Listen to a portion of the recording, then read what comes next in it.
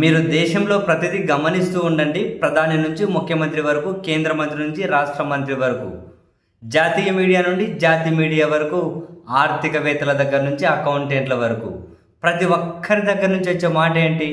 బాధ్యతగా ఉండాలండి, దేశభక్తి చూపించండి, పొదుపు మన దేశం మన కోసం పొదుపు చేయండి, ఇది వాడడం తగ్గండి, అది కొనడం తగ్గించండి. అంటే జనాలందరినీ ప్రిపేర్ చేస్తూ ఉన్నారు ఏదో విపత్తు ముంచుకొస్తుంది అని. ఆ విపత్తు ఏదో ఒకేసారి నెత్తిన బండలాగా వేయకుండా విడతల వారికి వేసుకుంటూ పోవాలని చెప్పి ఇప్పుడు పెట్రోల్ డీజిల్ పెంచారు. ఈ పెట్రోల్ డీజిల్ మొదటి విడత పెంచిన తర్వాత ఎవరూ కూడా ఇది ఇక్కడితో ఆగిపోతుందని అనుకోవడం లేదు. మరింతగా ఖచ్చితంగా విడతల వారీగా పెరుగుతుందని చెబుతూ ఉన్నారు.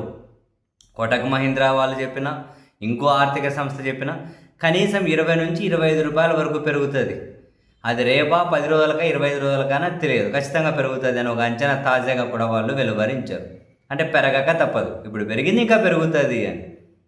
ఇప్పటికే బంగారు కొనద్దంటున్నారు, తిండి చక్కగా తినద్దంటున్నారు, ఆయిల్ వేయొద్దంటున్నారు, బండ్లు వాడద్దంటున్నారు, కార్లు వాడద్దంటున్నారు, ఏం తినాలో చెబుతున్నారు, ఎలా తిరగాలో చెబుతున్నారు, ఏవి ఎక్కాలో చెబుతున్నారు, ఏది ఎక్కకూడదో చెబుతూ ఉన్నారు.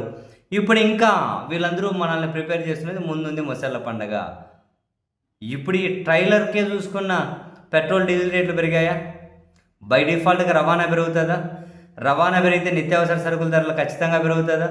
రవాణా పెరిగింది అంటే బస్ ఛార్జీలు, ఆటో ఛార్జీలు, మోటార్ ట్యాక్సీ ఛార్జీలు ఇవన్నీ కనుక పెరుగుతాయా? అండ్ ఇప్పుడు ఇవన్నీ పెరిగాయి అనుకుంటే నిత్యావసర సరుకులు పెరుగుతాయా? మన వంటింటి దగ్గర నుంచి మొదలు పెడితే అన్నీ పెరుగుతాయా? వ్యవసాయ ఖర్చులు పెరుగుతాయా? డీజిల్ ధర పెరిగితే వ్యవసాయ ఖర్చులు పెరిగినాయంటే కూరగాయల ధరలు మిగతావన్నీ కనుక పెరుగుతాయా? అంటే బతుకు మరింత భారం అయిపోతుందా? అండ్ లాజిస్టిక్స్ పెరుగుతాయా ఇవన్నీ పెరిగితే? లాజిస్టిక్స్ పెరిగాయంటే ఫుడ్ యాప్స్ దగ్గర నుంచి వాళ్ళు కనుక వాళ్ళ ఛార్జీలు పెంచుతారా? ఈ కామర్స్ ఖచ్చితంగా పెంచుతారు కదా.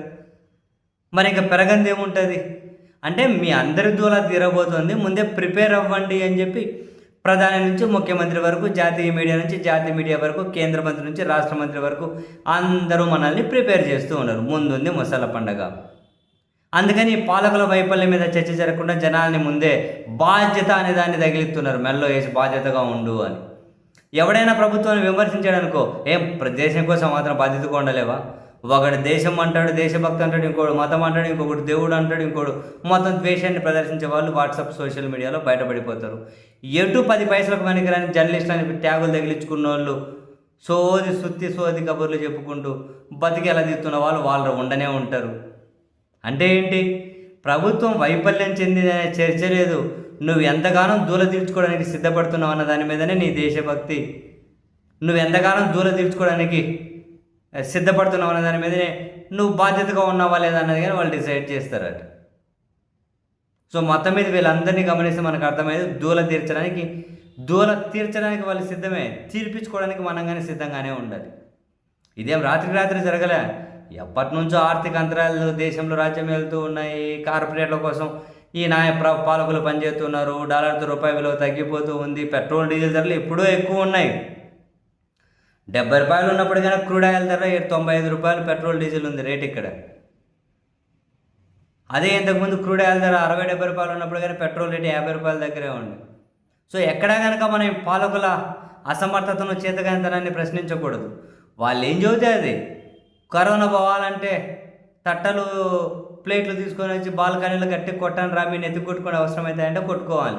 ఏరనైనా కొట్టుకోలేదు అంటే ఈయనకి దేశం మీద ప్రేమ లేదు, కరోనా పోవాలని లేదు, ఏదో ఒకటి. ఇప్పుడు ఇదేంట్రా బాబు పాలకుల వైఫల్యం అని చెప్పి అడిగాము అంటే మళ్ళీ ఇప్పుడు అదే తంతే. ఏ స్థాయి నుంచి ఏ స్థాయి వరకు తెచ్చేశారా బాబు దేశాన్ని.